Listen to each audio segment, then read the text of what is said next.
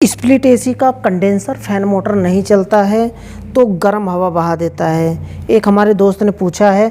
आज मैं सिर्फ कंडेंसर को ही एक्सप्लेन करने वाला हूँ, सिर्फ आउटडोर को, कि आउटडोर में कंडेंसर जो लगा होता है और कंडेंसर फैन मोटर जो लगा होता है। और एक चीज़ अभी और मैं क्लियर कर दूं कि कंडेंसर और कैपेसिटर में क्या डिफरेंस होता है। गांव में ना कुछ लोग कहते हैं कैपेसिटर को ही कंडेंसर कहते हैं, लेकिन एयर कंडीशनर में ध्यान रखिए कि कंडेंसर जो होता है वो आउटडोर में जो आउटडोर में जो कंडेंसर फैन मोटर होता है, मोटर के पीछे एक जाली लगी होती है बड़ी वाली, आप देख सकते हैं इमेज में, इसे कहते हैं कंडेंसर। और जो कैपेसिटर होता है ना, चाहे छोटा हो फैन का कैपेसिटर हो या फिर किसी मोटर का हो, किसी में भी कि सब में कैपेसिटर लगा होता है, ये होता है कैपेसिटर। आप इमेज देख सकते हैं। कैपेसिटर और कंडेंसर में ये डिफरेंस होता है। कुछ लोग ना गाँव में कैपेसिटर को कंडेंसर कहते हैं।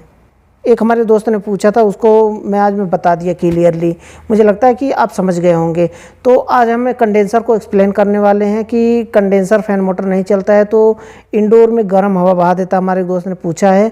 उससे पहले मैं बताना चाहूँगा कि अगर आप हमारे चैनल को सब्सक्राइब नहीं किए हैं तो चैनल को सब्सक्राइब कर लें और बेल आइकन को प्रेस करके ऑल पर क्लिक कर लें। अगर आप हमारी वीडियो को फेसबुक पर देख रहे हैं तो फेसबुक पेज को फॉलो कर लें, ही ऐसे ही यूज़फुल वीडियो का नोटिफिकेशन पाने के लिए और वीडियो देखने के लिए।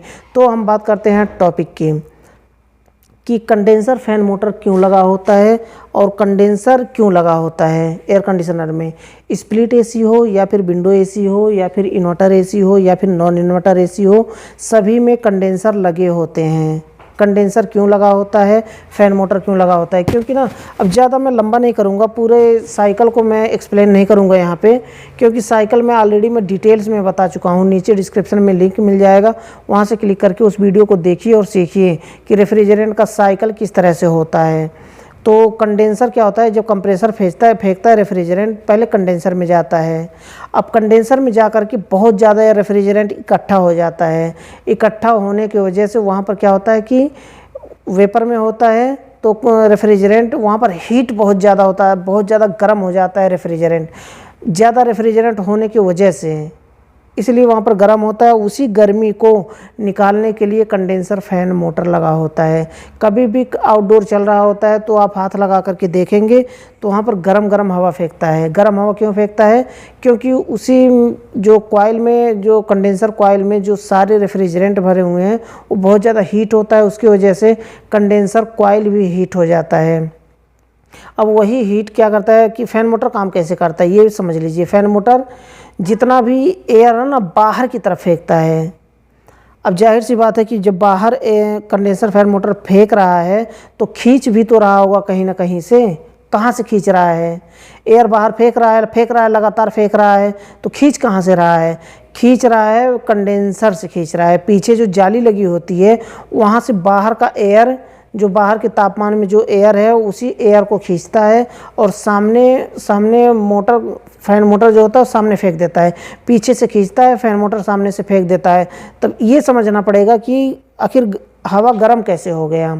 तो हवा जो गर्म होता है उसी वजह से होता है क्योंकि कंडेंसर में हीट होता है और कंडेंसर के रास्ते से ही हवा खींचता है अंदर की तरफ, और उसी कॉइल में स्पर्श होकर के हवा गर्म हो जाता है। गर्म हो जाता है तो सामने फेंक देता है, फिर पीछे से खींचा, फिर से कॉइल में स्पर्श होकर हवा गर्म हो गया और फिर सामने से फेंक दिया। अब देखिए उसी गर्मी को बाहर निकालने के लिए ही कंडेंसर फैन मोटर लगा होता है, ताकि जितना भी गर्मी हो उस गर्मी को बाहर फेंक सके। अगर वह मोटर ख़राब हो जाए, नहीं चल रहा है, तो जाहिर सी बात है कि जो जितना हीटिंग है कंडेंसर में वह हीटिंग को बाहर नहीं निकाल पाएगा। जब बाहर नहीं निकाल पाएगा तो क्या होगा कि जब कंडेंसर गर्म होगा तो कंप्रेसर के ऊपर लोड पड़ेगा, तो कंप्रेसर भी हीटअप होकर के बंद हो जाएगा, ट्रिप हो जाएगा। इसके वजह से इंडोर में कूलिंग नहीं देगा। अब देखिए आउटडोर का फैन मोटर अगर नहीं चल रहा है तो थोड़ी देर कूलिंग देगा, लेकिन उतना अच्छा कूलिंग नहीं देगा जितना अच्छा देना चाहिए नॉर्मल में। तो थोड़ा सा कूलिंग देगा, कब तक, जब तक कंप्रेसर चल रहा है तब तक थोड़ा सा कूलिंग देगा। उसके बाद क्या होगा, कंप्रेसर जब हीटअप होकर के बंद हो जाएगा तो कूलिंग देना बंद कर देगा। जाहिर सी बात है कंप्रेसर बंद हो जाएगा तो पंप नहीं कर पाएगा रेफ्रिजरेंट को, तो कूलिंग कहाँ से देगा। भले इंडोर अच्छा खासा परफॉर्मेंस कर रहा हो, चल रहा हो, लेकिन कूलिंग नहीं देगा। अब यहाँ पर हम समझते हैं कि कंडेंसर में जो रेफ्रिजरेंट है वो गर्म क्यों हो जाता है, इसको भी समझ लीजिए, तभी आपको पूरा वीडियो समझ में आएगा। अब यहाँ पर देखिए, कंडेंसर से जब रेफ्रिजरेंट निकलता है तो कहाँ जाता है, कंडेंसर के बाद कैपिलरी में जाता है। पतली सी कैपिलरी लगी होती है, इसीलिए कैपिलरी लगी होती है ताकि कंडेंसर में रेफ्रिजरेंट को गर्म कर पाए, कंडेंसर हीट हो पाए, इसलिए कैपिलरी लगी होती है पतली सी। अब वहाँ से रेफ्रिजरेंट पंप, जो कंप्रेसर है पंप तो कर रहा है बराबर, रेफ्रिजरेंट फेंक रहा है, इतना बड़ा कंडेंसर है, कंडेंसर के अंदर जाकर के रेफ्रिजरेंट इकट्ठा हो गया। अब वहाँ से रेफ्रिजरेंट धीरे धीरे करके आगे बढ़ रहा है, यानी कि कैपिलरी लगी है तो रेफ्रिजरेंट धीरे धीरे धीरे करके आगे बढ़ रहा है, लिक्विड लाइन के रास्ते से कूलिंग कॉइल में जा रहा है, तो धीरे धीरे जा रहा है, इसीलिए यहाँ पर रेफ्रिजरेंट इतना ज़्यादा इकट्ठा हो जाता है और वेपर में होता है, यानी कि हवा के समान होता है। तो अब यहाँ से लिक्विड लाइन के रास्ते से जब कूलिंग कॉइल में जाता है, कूलिंग कॉइल से वापस सक्शन के रास्ते से बहुत तेज़ी से खींचता है, तो वहाँ पर क्या होता है, रेफ्रिजरेंट ज़्यादा इकट्ठा नहीं हो पाता है, वहाँ पर लिक्विड फॉर्म में हो जाता है। क्यों?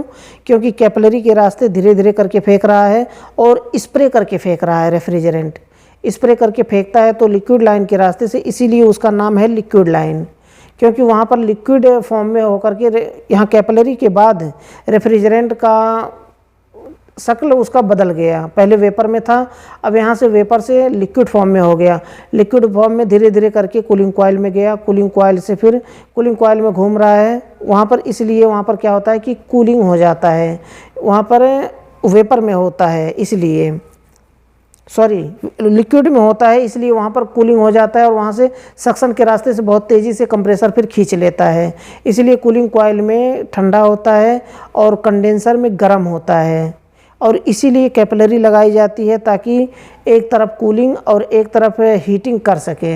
कंडेंसर में हीट करता है और कूलिंग कॉइल में जाकर के कूल करता है। कैपिलरी अगर ना लगा रहे और उसी तरह से 3/8 का पाइप लगा रहे तो कोई चेंजेस नहीं होगा, जिस तरह से कंप्रेसर रेफ्रिजरेंट को फेंकेगा उसी तरह से इंडोर में जाएगा, इंडोर से फिर वापस कंप्रेसर में आ जाएगा, और ना तो कहीं हीटिंग करेगा ना तो कहीं कूलिंग करेगा, इसलिए कैपिलरी को लगाया जाता है। कैपिलरी ही एक ऐसा डिवाइस है जो कि क्या करता है कि रेफ्रिजरेंट को एक तरफ रूम में कूल करता है और आउटडोर में हीट करता है, और उसी हीट को बाहर निकालने के लिए आउटडोर फैन मोटर लगा होता है। अगर फैन मोटर ना लगा रहे तो आपको समझ में आ गया होगा कि क्या प्रॉब्लम होगा, हीटिंग को बाहर नहीं निकाल पाएगा, उसके साथ में कंप्रेसर के ऊपर लोड पड़ेगा, कंप्रेसर हीटअप होगा तो कंप्रेसर ट्रिप हो जाएगा। तो मुझे लगता है कि वीडियो आपको पसंद आया होगा, आपके समझ में आया होगा। अगर वीडियो पसंद आया तो वीडियो को लाइक ज़रूर कर दें। लास्ट में बताना चाहूँगा, चैनल को सब्सक्राइब नहीं किया है तो चैनल को सब्सक्राइब कर लें, और अगर आप हमारी वीडियो को फेसबुक पर देख रहे हैं तो फेसबुक पेज को फॉलो कर लें, ऐसे ही यूजफुल वीडियो का नोटिफिकेशन पाने के लिए और वीडियो को देखने के लिए। तो आज के लिए बस इतना ही था, अगली वीडियो में फिर जल्दी ही मिलते हैं एक नया टॉपिक के साथ।